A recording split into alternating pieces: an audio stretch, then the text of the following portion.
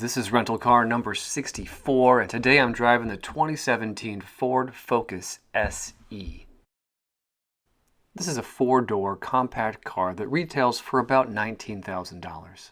I'm a fan of Fords. I think they've done a really nice job refreshing their cars in the last couple of years, so I was pretty excited to drive this one. Overall, I had a great experience. It's a really nice car, but I was a little bit underwhelmed with the acceleration. And with that in mind, let's pop the hood and take a look underneath.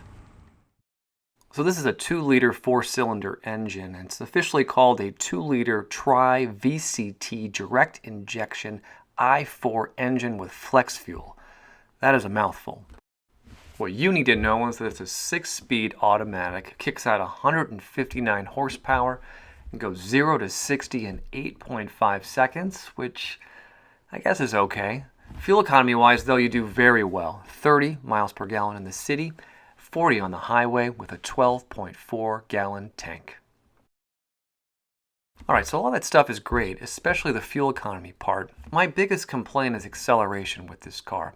This little 4-cylinder engine has quite a delay when you hit the accelerator. You have to wait, I'd say, a good 2 seconds before you really feel the car sort of burst with a little bit of speed. Alright, so let me show you what I mean by this. I'm going to hit the accelerator really hard. Watch the RPMs on the left. You see they go all the way up to 5.5? But if you look at the right, it takes a long time for you to get any speed out of that. So let me do it a couple more times just so you can get a feel for what I'm talking about. I'm going to hit the accelerator, watch the RPMs shoot up. Now watch that speedometer. It just sort of creeps forward. I know this probably isn't the best way to show this, but I just want you to know that acceleration is an issue with this car, but everything else is actually pretty nice. So why don't we jump inside and take a look? First off, no keyless entry with the SE model. You will actually have to press that unlock button on your fob, but you get a pretty decent interior. As I mentioned before, Ford has done a really nice job refreshing their vehicles. Here is the key fob. 4 buttons right there on the front: lock, unlock, panic, and the trunk button. Feels kind of light, a little bit cheap, but it works fine. It is a standard key, so you insert it right here to the right of the steering wheel to turn on the vehicle. And here's the steering wheel with the nice Ford logo in the center. Here on the left-hand side, you have some buttons to interact with the digital display and the gauge cluster.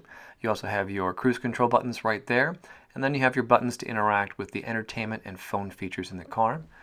The gauge cluster is pretty nice. You get a nice sized digital screen, and then you get a lot of nice gauges that feel, I think, pretty aggressive for a small sedan like this. It reminds me just a little bit of maybe the Chevy Camaro or the new Dodge Charger.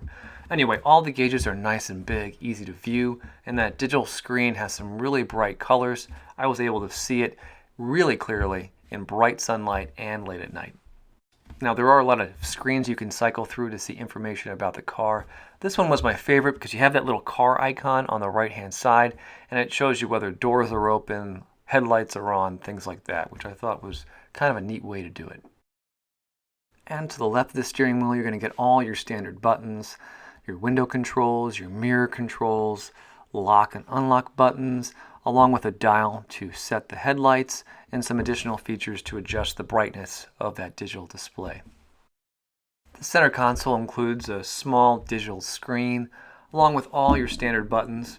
If you've driven a Ford in the last couple of years, you'll be really familiar with all of these.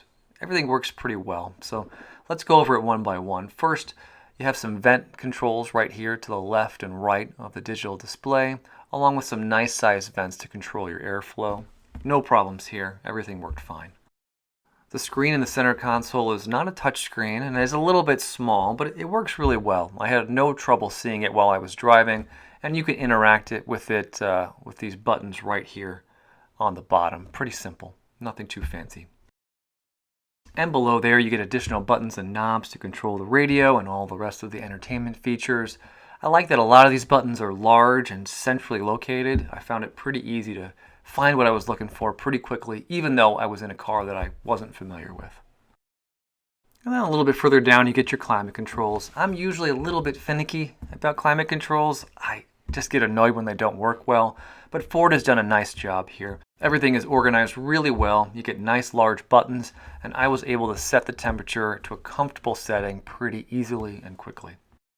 And then below there you get a storage cutout with a USB port. It's not quite big enough for my cell phone, especially when you shift the car into park, but I'm sure you could find a use for this. You also get a 12-volt power port right here.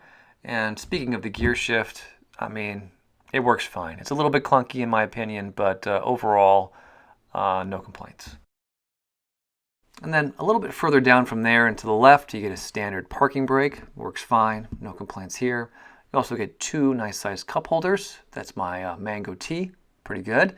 And then you get a center armrest with a small cutout right here for some storage, along with a USB, audio out, and a DC power port, all stuffed in right there. And then shifting your gaze over to the passenger seat, the glove box is a little bit small for my taste, but there's plenty of room in here for your registration manual and all that good stuff. All right, so let's talk side mirrors, and I'm actually kind of excited about this. If you'll notice, Ford has included a small cutout in the upper left-hand corner. This gives you a wider view of your surroundings, which I really love, especially since you're probably not going to get blindside detection in a car at this point. And once you get a little bit of practice using these mirrors, they're actually very effective. And it's also nice to see that Ford has included the same cutout on the passenger side mirror, which you do not see on cars like Toyota and Honda. So it's really nice that Ford has included it in the Ford Focus. All right, so that's pretty much everything in the front seats of the vehicle. Let's jump in the back seat and take a look at what you get for your passengers. Now, your passengers don't get a lot of amenities back here, but I think that's to be expected at a $19,000 price point. But what I didn't expect was the lack of leg room. Now, I'm about 6 feet tall. I have that passenger seat pushed back to a comfortable distance, and I don't have a lot of space back here. It's pretty tight. My knees aren't hitting the front of the seat. I have a good maybe 6 to 8 inches, but my feet are pretty uncomfortable. Now, I know this is a compact car, but still, I was expecting just a little bit more room back here.